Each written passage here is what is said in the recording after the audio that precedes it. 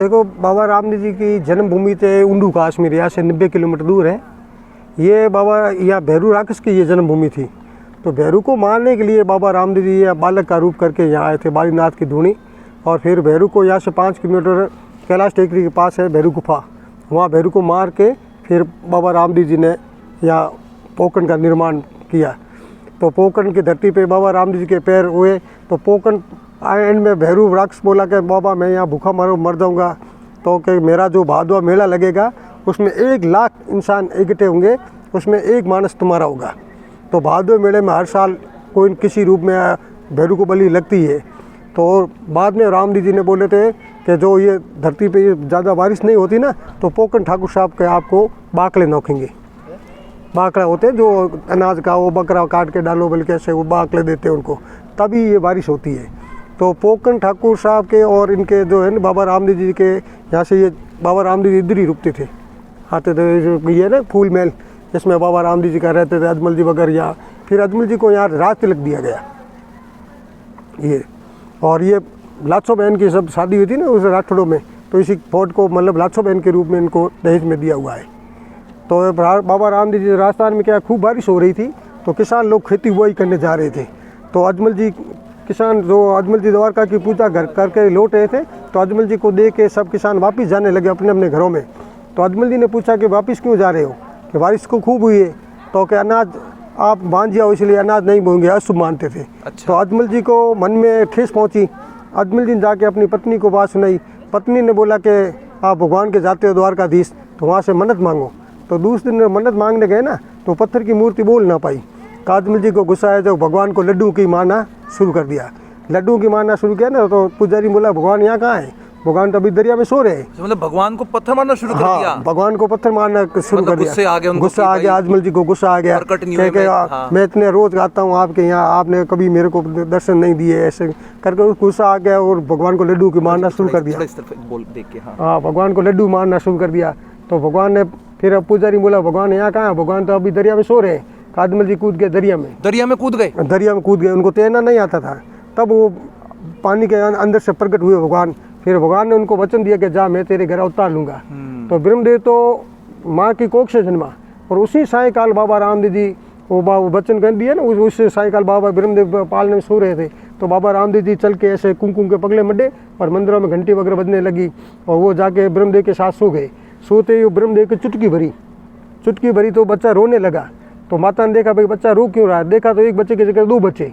तो अजमल जी अपने खेत में काम कर रहे थे, वो भाग के वो औरत गई, अपने तो एक बच्चा था, दूसरा बच्चा कहाँ से आया। तो भगवान ने वो अजमल जी को बात याद आ गई, भगवान ने अपने घर अवतार ले लिया। ये पोकरण है जो इसमें भैरू राक्षस जन्मा था। मैसी समाज भूतराज जात में राक्षस पैदा हुआ था।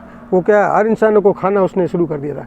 फिर बाबा रामदेव ने उंडू कश्मीर से गेंद खेली, गेंद यहाँ के गिरी, और गेंद के पीछे बाबा रामदेव जी बालक रूप करके यहाँ आए थे। फिर भैरू को मार के यहाँ से 5 किलोमीटर दूर है, वहाँ भैरू को मार के फिर अपने गांव वापस नहीं गए। फिर इधर ही अजमल जी को राज तिलक दे के ये पोकरण किले के अंदर राज तिलक दिया हुआ है। और अंकल जी ये कौन से वक्त की बात है? ये 14वीं सेंचुरी की है, 14वीं शताब्दी की बात है। तो उस समय यहाँ के जो ठाकुर राजा वो कौन हुआ करते थे? यहाँ के ठाकुर है पहले हमारे राजा लोग थे। और यहाँ जो ये गड्ढे है जो है ना रेड कलर का, भैरू गुफा का ये पत्थर है जो रेड कलर का, ये इसमें ना बाणा है, इसमें जो बारिश तेज बढ़ेगी तो ऑटोमेटिक ये स्ट्रांग होगा। अच्छा। और फिर बाबा रामदेव जी की शादी हुई अमरकोट, वो जो अब पाकिस्तान में चला गया।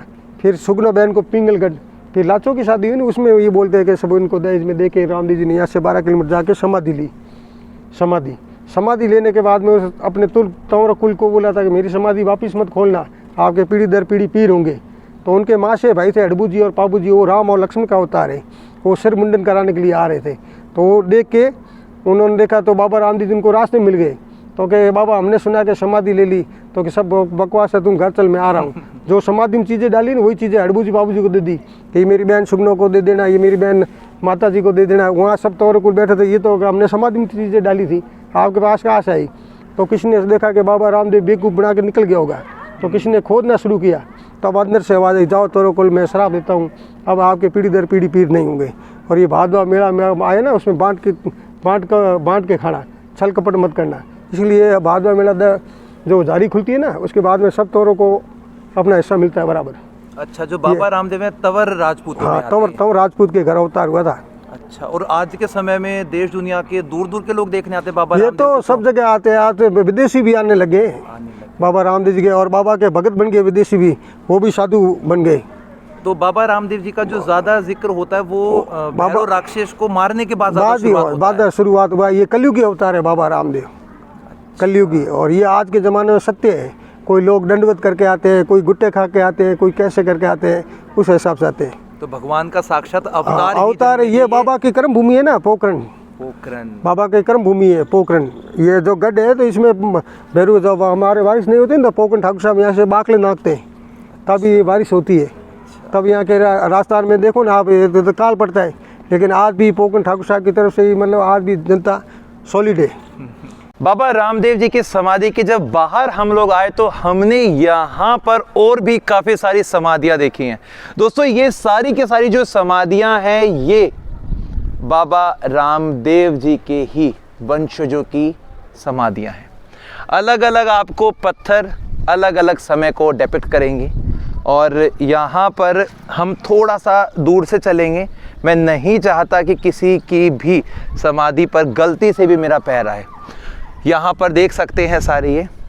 और दोस्तों, 14वीं सेंचुरी से लेकर आज तक के इतिहास में जितने भी बाबा रामदेवरा जी के परिवार के सदस्यों की मृत्यु होने के बाद समाधि बनाई जाती है। ये मेरे पिताजी स्वरूप सिंह जी, जो अभी 2021 में गुजर गए थे, उनका हार्ट अटैक से देहांत हो गया था। उनके स्मृति के लिए ये मैंने बनवाई है जैसलमेर के पत्थर की समाधि। इसको छतरी बोलते हैं हमारे, स्मृति चिन्ह। बाकी बहुत जो आसपास भी, वो भी बाबा के वंशजों की है। समय समय पर हमारे परिवार की एक जगह फिक्स रहती है कि इस जगह कौन से परिवार की समाधि दी जाएगी। अब चलिए चलते हैं, सरोवर पास ही में आ गया, बहुत सुंदर दृश्य है और धूप खिलखिला रही है। दोस्तों, अब आप यहाँ पर जो नज़ारा देख रहे हैं ना, इसका संबंध सीधा जुड़ा हुआ है हमारे बाबा रामदेवरा जी के साथ में। सन है 1382, विक्रम संवत 1439। ये वो वक्त था जिस समय बाबा रामदेवरा जी ने इस सरोवर को खुदवाया था। इस सरोवर के अंदर जब अपना यहाँ पे कदम रखा ना दोस्तों, तो इस सरोवर का जो पानी है उनके कदम मात्र से ही मीठा हो गया था। आज के वक्त में इस सरोवर को हम राम सरोवर के नाम से जानते हैं। और इस सरोवर का जो पानी है वो इतना ज़्यादा पवित्र हुआ करता था कि अक्सर लोग ऐसा भी कहते हैं कि शरीर के जो छोटे बड़े दुख रोग होते थे ना, सरोवर के पानी पीने मात्र से ठीक हो जाते थे। अब इसकी जो कुछ और चमत्कारी शक्तियां हैं, उसके बारे में जो व्याख्यान है वो हमारे भाई जी करेंगे। बताइए भाई जी, सरोवर की क्या ऐसी मान्यता है जो इन सभी लोगों के लिए आस्था का इतना बड़ा केंद्र बना है? देखिए, पहले तो मैं बता दूं, ये सरोवर के जितना भी बाहर का क्षेत्र है वो पूरा पानी खा रहा है। आप कितनी भी खुदाई कर लो बोरवेल से, देखिए इतना मात्र है जो 24 फुट गहरा खोद रखा है, बाबा ने खुदवाया था, उसी का पानी मीठा है। लोग आते हैं यहाँ नहाते हैं, इसका पानी बोतल में भर के घर लेके जाते हैं और घर में छिड़काव करते हैं।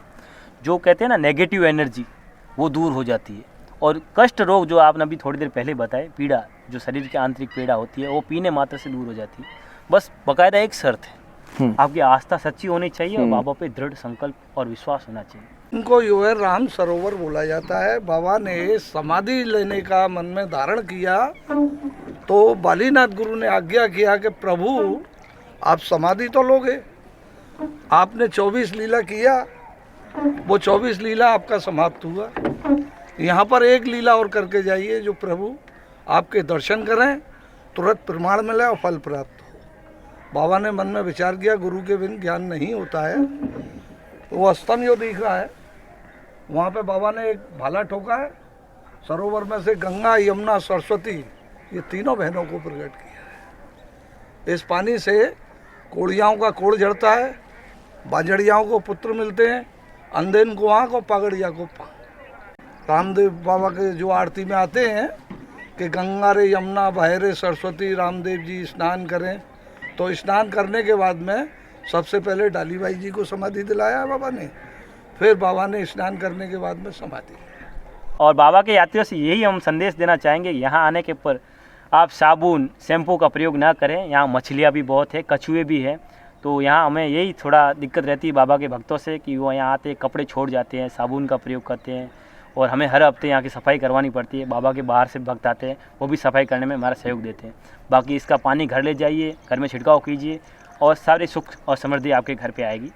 यही बाबा की यहाँ की कहानी है। जय श्री रामदेव जी की। मिलते हैं आपको नेक्स्ट ऐसी जगह पर जो आपको मैं अपने एक्सपीरियंस से आपको बताऊँगा।